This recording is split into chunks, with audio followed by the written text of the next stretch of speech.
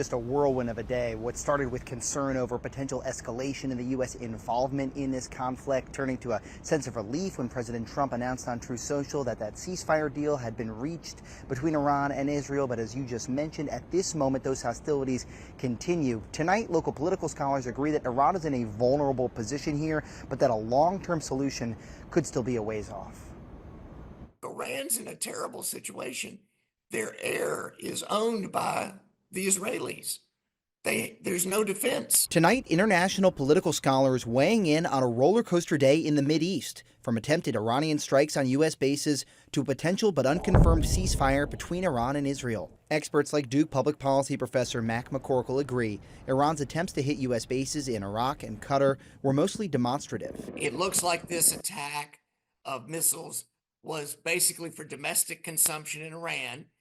They're going to be able to say we fired as many missiles back at the United States as the United States fired at us. Those missile attacks, which U.S. officials say were successfully defended, spread concern about a more prolonged conflict involving the U.S. Just hours later, President Trump taking to Truth Social to announce a ceasefire deal had been reached between Iran and Israel, a claim Iran later denied. But international political expert Navin Boppat says he expects that ceasefire to be agreed upon, given Iran's lack of allies and military power in this moment. I think they likely would want to de-escalate, given how their sort of military situation has been degraded. Boppat has studied the Middle East and the fallout from 9/11 and says tonight there's no good solution for Iran. Because they lost so much of their air force and because there was no one coming to help them and because the United States was now involved, they were facing really, really long odds. While he's confident a ceasefire will be reached, he's less certain of a long-term solution, especially given the lack of trust between Iran's government and the Trump administration after Trump pulled out of the Obama-brokered 2015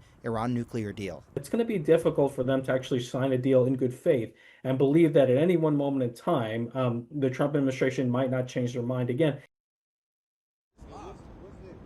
Time and again tonight, experts repeated the same issue confronting Iran in this moment, which is that there really isn't a good option other than a ceasefire that doesn't also hurt them. Take the Strait of Hormuz, for example, that important oil shipping lane that we've heard time again, so much of the world's oil flows through and Iranian officials have threatened to block. Well, that's a financial lifeline for the country, so obviously they want to keep it open for financial reasons, but in blocking it, they could also harm diplomatic relations with some of their diplomatic allies like China. So a lot to consider there as the situation unfolds.